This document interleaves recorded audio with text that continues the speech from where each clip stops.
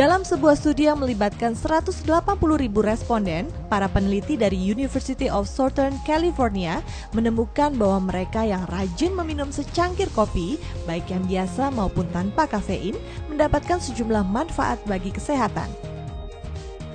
Seperti dilansir dari Medical Express, minum kopi secara rutin diketahui menurunkan risiko kematian karena penyakit jantung, kanker, stroke, diabetes, dan penyakit saluran pernafasan serta penyakit ginjal. Terdapat kemungkinan sebesar 12% lebih kecil bagi konsumen kopi rutin yang meninggal karena penyakit tersebut ketimbang mereka yang tidak mengkonsumsi kopi.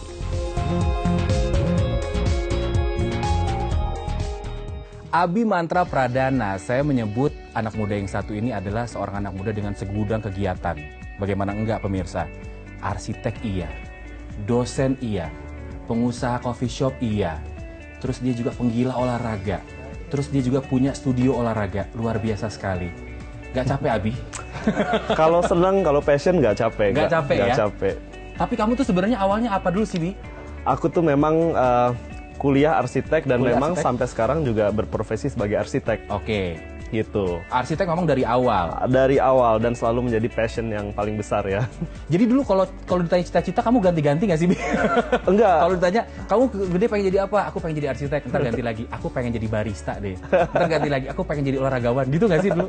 Enggak. Jadi aku cuma punya dua cita-cita. Cita-cita, Satu oke. pengen jadi dokter seperti almarhum ayah saya. Oke. Yang kedua arsitek. Cuma katanya kayaknya kalau kamu tuh orangnya nggak bisa diem, jangan jadi dokter deh, harus baca buku. Betul. Oke, silahkan jadi arsitek, cobain aja dulu, pasti senang mencipta sesuatu.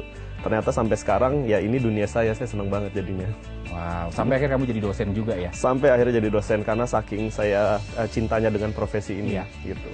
Tadi awalnya berarti kamu bukan pengusaha kopi dulu ya, atau pengusaha studio olahraga, tapi kamu adalah arsitek dulu sebenarnya. Arsitek dulu. Tapi memang saya dari dulu adalah orang yang selalu punya rasa ingin tahu yang besar banget. Oh, kepo ya? Kepo, benar. Kalau anak zaman sekarang bilang. Saya senang belajar, saya senang penasaran. Jadi ada sesuatu yang saya suka, pasti saya kejar, saya cari tahu bagaimana to be good at it. Iya, untuk iya, baik iya. di dalam bidang itu. Iya, dan sampai akhirnya kamu buka coffee shop juga, buka Betul, studio olahraga. Tapi semuanya masih berlangsung, sampai arsitek pun dan dosen Betul. pun sekarang masih lanjut ya? Sebenarnya semuanya itu adalah passion. Jadi kalau ditanya kerjaannya apa, saya juga bingung. Semuanya passion yang alhamdulillah menghasilkan. Iya, iya. Pokoknya mah zaman sekarang apa aja yang bisa menghasilkan ya. Iya. Apalagi kalau itu bisa jadi passion. Betul itu. Nah, ceritanya oke, saya sudah mengerti dan pemirsa mungkin juga sudah mengerti bahwa awalnya kamu dari arsitek, Ya, betul. terus kamu jadi dosen arsitek karena Ya. itu dari background awal kamu. Ya. Nah, bisa sampai akhirnya ke punya studio senam yang bernama Sana dan coffee shop, itu ceritanya gimana, Bi? Oke, waktu setelah selesai S1, saya kemudian setelah bekerja 2 tahun di sini, saya lanjut sekolah lagi. Iya. Saya sekolah mengambil perancangan kota. Oke. Nah, kemudian setelah sekolah saya pulang, saya sadar bahwa kota yang baik itu adalah yang isinya masyarakatnya tuh sehat. Oke, sebentar. Kamu tadi bilang kamu balik, kamu kuliahnya berarti nggak di Indonesia? Kuliahnya ya di Singapura, betul. di Singapura. National University of Singapore. Jadi sekolah terbaik untuk arsitektur dan kota waktu itu. Terus kamu kembali ke Jakarta karena saya pikir buat apa saya kerja di sana kalau sebenarnya saya bisa ngebangun dan ngasih sesuatu di negara saya sendiri gitu. Dan kamu bilang tadi kamu begitu pulang dari kuliah kamu dari Singapura, kamu punya konsep sebenarnya tata kota yang bagus adalah Iya, betul. yang bagaimana tadi kamu bilang? Kota yang baik itu adalah kota yang masyarakatnya tuh sehat. Karena masyarakat harus sehat dulu untuk bisa membangun kotanya kan. Sementara kalau kita lihat kota Jakarta kita, Iya. ruang untuk kita berekspresi, untuk Betul. kita menikmati ruang luar Iya. itu sangat terbatas. Jadi kita sebagai warga juga harus proaktif menciptakan ruang, menciptakan sesuatu yang punya impact positif atau dampak positif buat warga kota kita. Betul. Iya ya, kalau dulu kita kalau main sepak bola tuh lapangan luas banget, sekarang makin kecil Betul. ya. Olahraga juga disesuaikan jadi futsal. Iya, betul. Di dalam ruangan. Di dalam ruangan harus bayar. Harus bayar. Dulu kalau kita mau jogging kita bisa cari lapangan, kita bisa jalan Betul di kompleks, sekali. sekarang di treadmill. Itu dia. Jadi akhirnya kamu dari situlah kamu came up sama sebuah ide gimana caranya bisa memaksimalkan sebuah ruang. Jadilah studio dulu berarti dari coffee shop. Oke, ceritanya adalah Sana itu kami jalankan sebagai keluarga. Iya. Jadi saya dan adik saya yang juga arsitek, Saya punya adik ipar itu namanya Laila Munaf. Ya. Dia adalah instruktur Zumba pertama di Indonesia. Wow. Gitu. Jadi saya punya hobi, saya arsitek yang suka berolahraga.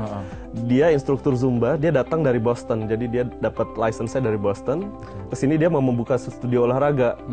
Akhirnya ya udah kita bagaimana nih caranya membuka studio. Tapi saya pikir jangan hanya studio untuk orang olahraga yang harus punya impact. Sekarang itu pada tahun 2012 ya, Car Free Day baru dibuka, orang masih belum ngeh pentingnya itu untuk berolahraga. Iya, masih buat jajan ya. Iya, betul. Kalau saya ke Masih sana jajan. biasanya buat jalan kaki itu buat jajan karena kulinernya enak. Betul. Hangout itu adalah kita pergi ke kafe atau yang paling negatif adalah mungkin diskotik gitu ya. Iya, iya.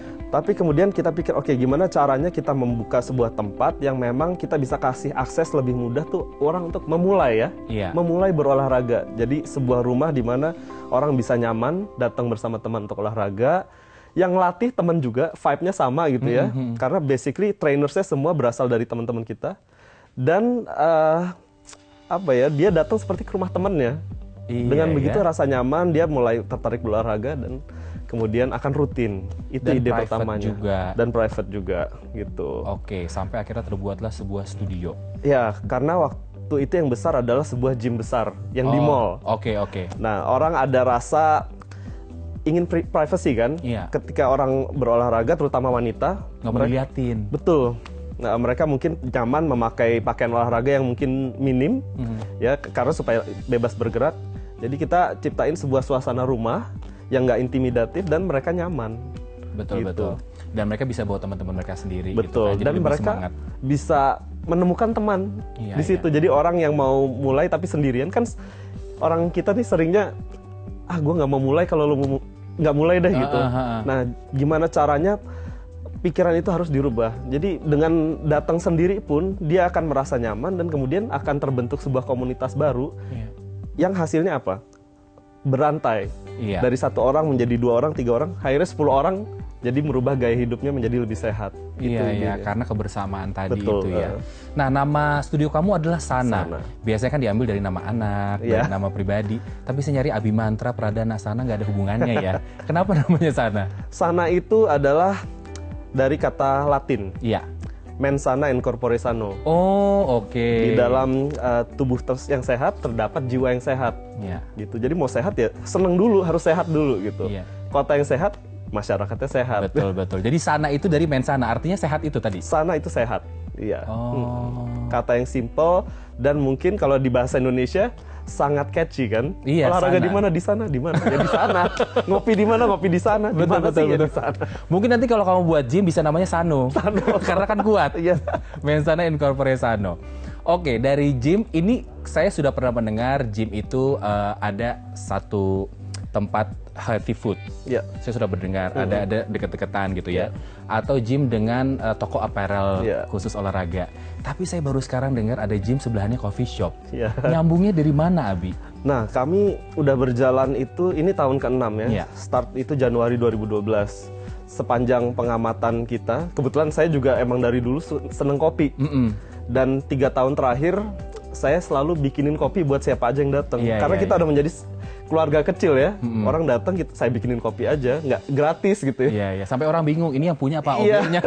Benar, itu dia. Dan finding saya adalah setidaknya 50-70% orang yang olahraga, khusus yang datang ke Sana Studio, itu peminum kopi. Gitu. Itu finding menarik ya. Ternyata kebiasaan orang Indonesia untuk minum kopi itu udah menjadi sebuah kebutuhan. Udah bukan lagi gaya-gayaan, tapi kebutuhan hidup sehari-hari. Nah, pada baru tahun lalu Oktober. Jadi kebetulan ada kesempatan space di sebelah Sana Studio persis kosong. Saya nggak pikir panjang, udah langsung kita buka coffee shop, kedai kopi lah gitu. Iya. Memang nyambung juga sih, olahraga kan bukan cuma kebutuhan seperti kamu bilang tadi, sebenarnya bukan cuma lifestyle tapi juga kebutuhan. Jadi sebenarnya ada hubungan antara kebutuhan dan lifestyle. Olahraga dalam studio pun sekarang sebenarnya itu adalah sebuah gaya hidup kan, lifestyle. Dan kopi juga adalah sebuah lifestyle. Jadi sebenarnya itu adalah ide yang bagus ngegabungin. Ya, dimana ketika olahraga sekarang sudah menjadi lifestyle. Orang pengen hangout, udah nggak lagi di diskotik atau kafe, tapi di tempat olahraga. Nah, ketika orang sudah berkumpul, perlu ada pengikat. Iya. Pengikatnya apa? Sesuatu yang digemari sama-sama. Kopi. Inilah. Nah ini nih pemirsa. Ini yang membuat saya senang, dia hadir di sini bawa oleh-oleh. Makasih loh. Oh, thank you. Abi. Nanti buat semua. Ini namanya Kopi Sana ya? Iya. Namanya bahasa Indonesia Kopi Sana. Iya, betul. Karena memang biji kopinya itu dari biji kopi Indonesia. Oke. Kami ambil dari daerah Temanggung. Yang memang ternyata kopi Indonesia itu nggak kalah nikmat, nggak kalah Betul. bagus. Dan ketika kita mengambil langsung dari daerah, dari petaninya, kita bisa menjual dengan harga kopi yang masuk akal untuk kantong semua orang. Oke. Yang mana sebelumnya kopi mungkin 40 ribuan, ya di gerai-gerai yang udah ternama, Iya. kami jual ya bisa setengahnya. Itu memang mungkin omongan marketing ya.